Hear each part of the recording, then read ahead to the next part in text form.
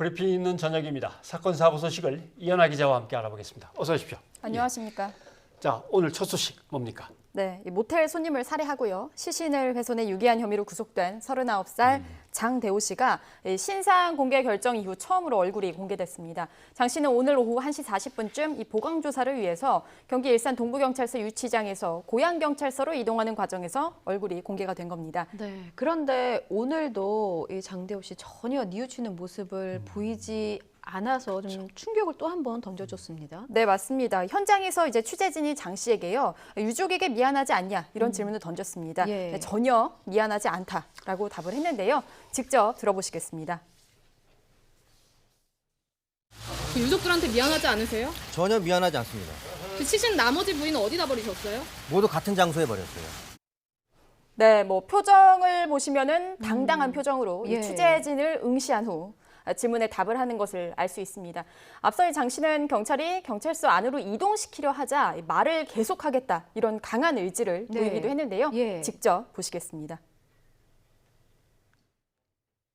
많이 생각해봤습니다. 아무리 생각해도 잠깐만요. 왜 말을 못하게 하는데 잠깐만요. 아무리 생각해도 상대방이 죽을지 모릅니다. 반성하고 있지 않습니다. 네, 장 씨는 또 이번 사건이 흉악범이 양아치를 죽인 그리고 나쁜 놈이 나쁜 놈을 죽인 사건이다라고 말한 후에요. 예. 경찰의 제지로 결국 경찰서 안으로 들어갔습니다. 장 씨의 이런 태도와 반성하고 있지 않다 이런 발언은요. 이후 재판 과정에서 양형에 영향을 미칠 것으로 예상이 됩니다. 예.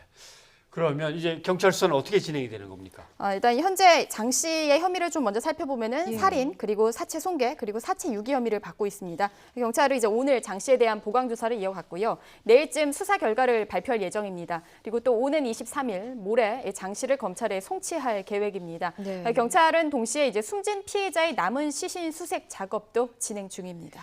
예, 그런데 이제 장 씨가 자수를 하러 왔을 때 그렇죠. 경찰이 돌려보낸 그 사건, 그 일화도 있었잖아요. 네, 이거에 맞습니다. 대한 수사는 어떻게 진행되고 있습니까?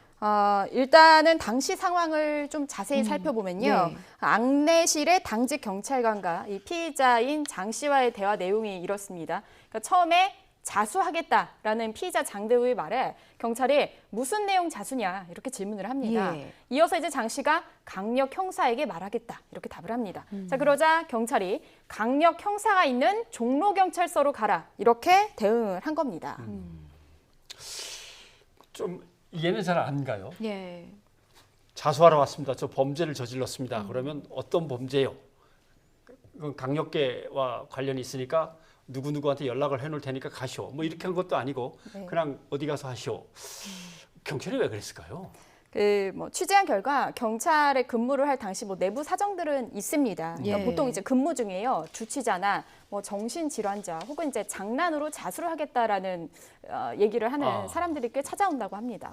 그리고 또 이제 경찰서는 담당 과마다 업무 영역이 좀 다른데 예를 들어 이제 형사과 그리고 수사과가 아니라면은 강력 사건 처리 자체가 좀 익숙하지 않을 수 있다는 겁니다. 근데 그렇다 하더라도요 국민의 생명과 안전을 지키는 경찰의 이번 대응은 너무 아니라고 부실했다는 비판을 피할 수 없습니다. 예. 그러니까 이미 경찰청 훈령에는요. 범죄 수사 규칙이라는 게 있습니다. 이 훈령에 따르면 이제 관할 지역이 아니더라도 자수하거나 신고하면 반드시 접수하도록 명시돼 있습니다. 예. 그리고 이제 사건을 만약에 다른 경찰서로 인계할 때는 피의자 인도서를 작성하는 것이 그렇죠. 원칙입니다. 그러니까 결국에는 업무 기본 매뉴얼이 있었지만 지키지 않은 상황이 된 거죠.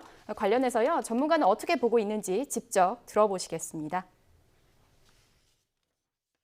자수를 하려고 상담을 통해서 경찰을 찾았는데 경찰이 적극적인 대응이나 적극적인 조치를 하지 못하는 경우에 이 범인이라든가 중요 피의자가 심경의 변화를 일으키게 되죠. 다른 데로 가라라고 하고 적극적인 대응을 하지 못하는 경우에는 중요 피의자를 놓치거나 아니면은 강력 사건이 발생했을 때 이게 장기 미제로 전환되는 경우도 있거든요. 쉽게 해결될 수 있는 사건.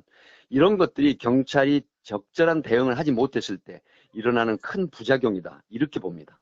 예, 그러니까 이 중간에 마음을 바꿨으면 어쩔 뻔했나 싶습니다. 이후에 관련 대책들이 나왔습니까? 네, 먼저 어제 오후에 이낙연 국무총리가 민감용 경찰청장에게 사건의 전말을 보고받았었습니다. 예. 그 자리에서 이 총리가 이번 사건에 국민이 몹시 분노한다. 국민이 납득할 만한 수준의 이제 엄정 조치와 재발 방지책을 마련해서 시행해 달라 이렇게 당부를 했고요. 예. 민 청장은 감찰 조사 결과를 토대로 해서 엄중 조치를 하겠다 이렇게 답을 했습니다. 그리고 오늘 서울경찰청장 주재로 서울지방경찰청 회의를 열고 후속 대책을 마련했습니다. 네. 그럼 서울경찰청의 후속 대책 어떤 것들이 담겨 있는 겁니까? 변화하는 당직 시스템이 있습니다. 네. 경찰은 일명 원스톱으로 처리되는 이 당직 시스템을 재정비하겠다 이렇게 밝혔는데요. 네. 먼저 주말에만 운영하던 총경급 상황관리관 근무 체계를 평일 야간에도 운영하게 됩니다. 또 야간에 접수된 민원과 사건 사고, 신고 접수 이런 보고 처리 절차를 명확하게 하겠다 이런 방침을 밝혔고요. 경찰은 이어서 종합적 재발 방지 대책을 마련해서 공유하겠다 밝혔습니다. 현재 이 장 씨를 다른 경찰서로 돌려보낸 경찰은 대기 발령 상태입니다. 네. 이현아 기자 수고하셨습니다. 감사합니다.